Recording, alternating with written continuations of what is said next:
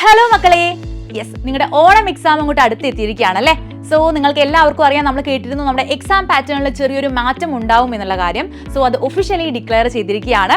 നമ്മൾ നോക്കുകയാണെങ്കിൽ ഇത്രയും നമ്മൾ കാണാപ്പാടം പഠിച്ചു വന്നിരുന്ന എക്സാം പോലെയല്ല. നമ്മൾ എന്ത് ചെയ്യണം, നന്നായി മനസ്സിലാക്കി കോൺസെപ്ച്വൽ വൈസ് നല്ല ക്ലാരിറ്റി ഉണ്ടെങ്കിലാണ് ഇനി മുതൽ നല്ല മാർക്ക് നമുക്ക് സ്കോർ ചെയ്യാനായിട്ട് പറ്റുള്ളൂ.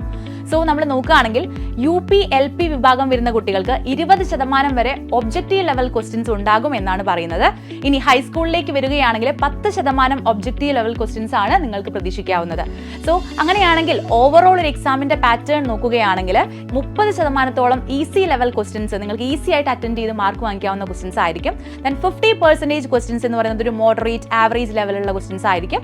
ദെൻ 20% കുറച്ച് അഡ്വാൻസ് ലെവലുള്ള കുറച്ച് ടഫ് ആയിട്ടുള്ള ക്വസ്റ്റ്യൻസ് ആയിരിക്കും. സോ ഈ എല്ലാ ലെവലുള്ള ക്വസ്റ്റ്യൻസും നിങ്ങൾ ചെയ്ത് പ്രാക്ടീസ് ചെയ്താൽ മാത്രമാണ് എക്സാമിന് നല്ല രീതിയിൽ നിങ്ങൾക്ക് സ്കോർ ചെയ്യാനായിട്ട് പറ്റുള്ളൂ. സോ ഈ ഒരു എക്സാം പാറ്റേണിന്റെ ഒരു മോഡൽ SCRT അവരുടെ വെബ്സൈറ്റിൽ പബ്ലിഷ് ചെയ്തിട്ടുണ്ട്.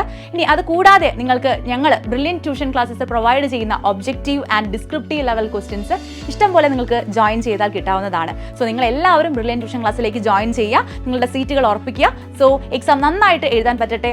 All the best. Brilliant Study Center, India's #1 coaching center for NEET and JEE.